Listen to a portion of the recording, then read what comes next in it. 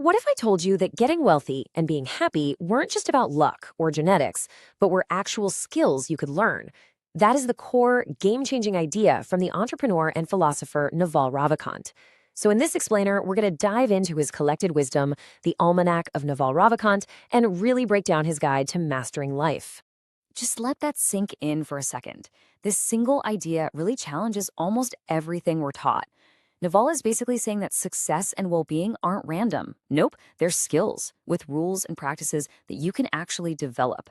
It is a massive mindset shift, so let's unpack how he says it all works. So here's our roadmap for this journey. We're going to start with his core philosophy. Then we'll get into the two massive pillars of his thinking. First, how to build wealth, and second, how to learn happiness. We'll also see how something called leverage is key to the first pillar, and how being authentic, believe it or not, ties his whole thing together. All right, before we jump into the deep end with wealth and happiness, we have to lay the foundation. It all starts with one fundamental distinction Naval makes. It seems simple, but I promise you, it changes the entire game.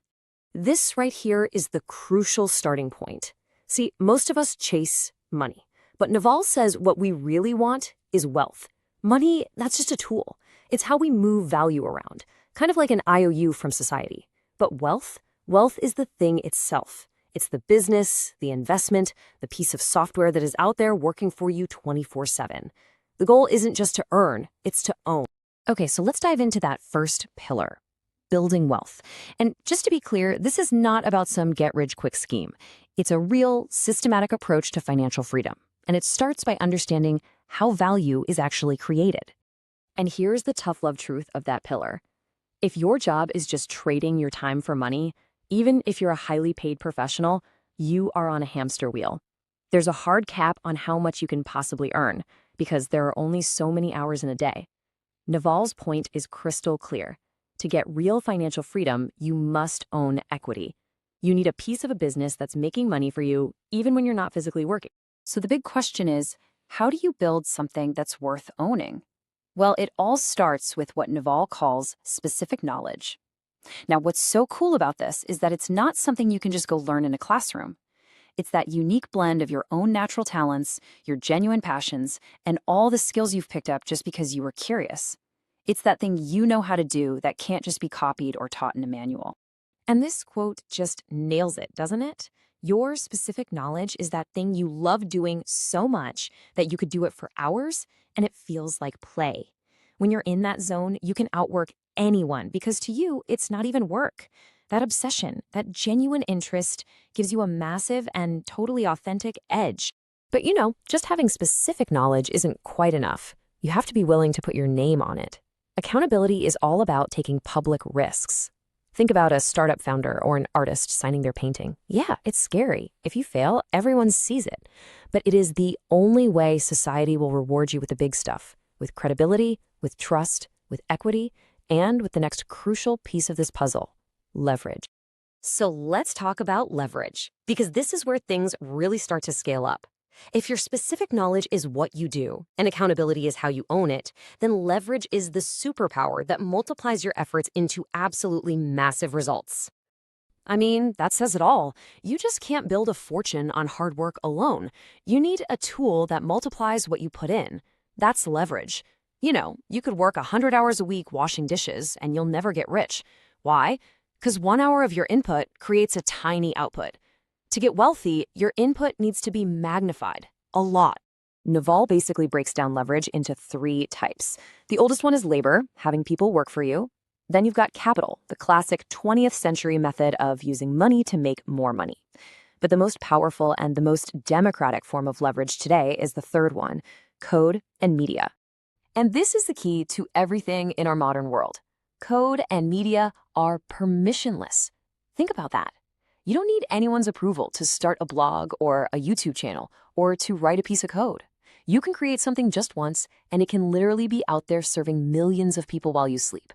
This is where the new fortunes are being built. And right when we think we have the whole wealth thing figured out, Naval hits us with this major twist.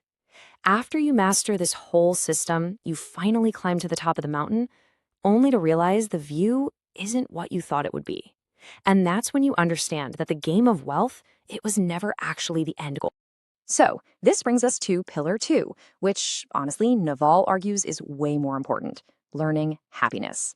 If wealth is about solving your external money problems, this skill is about solving your internal problems. And just like wealth, it is not something you find, it's something you build. Naval completely flips our idea of happiness on its head.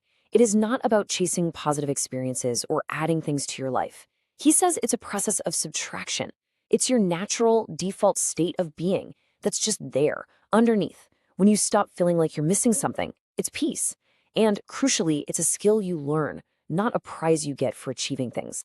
So, what's the main thing we need to subtract? Desire. And this quote, wow, it is a gut punch. Every single time you want something, you are literally making a contract with yourself to be unhappy until you get it. The more things you want, the more you disturb that natural state of peace. Okay, so how do we actually do this? Naval gives us some really clear habits. First, meditation, which he calls intermittent fasting for the mind. It's just about observing your thoughts. Second, focus on single-player games, meaning your happiness and validation should come from inside you, not from comparing yourself to others. And finally, practice acceptance. In any situation, you've got 3 choices: change it, leave it, or accept it. The one thing you can't do is stay there wishing it were different. That's the path to misery. All right, let's tie these 2 huge pillars together. How in the world do wealth and happiness actually connect? Well, the unifying idea is deceptively simple. Just be yourself.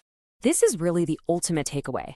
Think about it. The path to wealth starts with your specific knowledge, which is just a fancy way of saying your authentic self, your real curiosity. By just being you, you find a space where no one can compete with you. And at the same time, the path to happiness is about accepting who you are right now. Both journeys, the external one for wealth and the internal one for peace, they come together on this one profound idea: be unapologetically you. This one sentence pretty much sums up the entire philosophy. It's all about using your unique mind, your specific knowledge to create wealth. That wealth then buys you back your time, and that time, that freedom, well, that's the space where you finally get to practice the skill of being happy. So we'll leave you with this question from Naval. The greatest creators, the best entrepreneurs, they are just being themselves, but at a world-class level.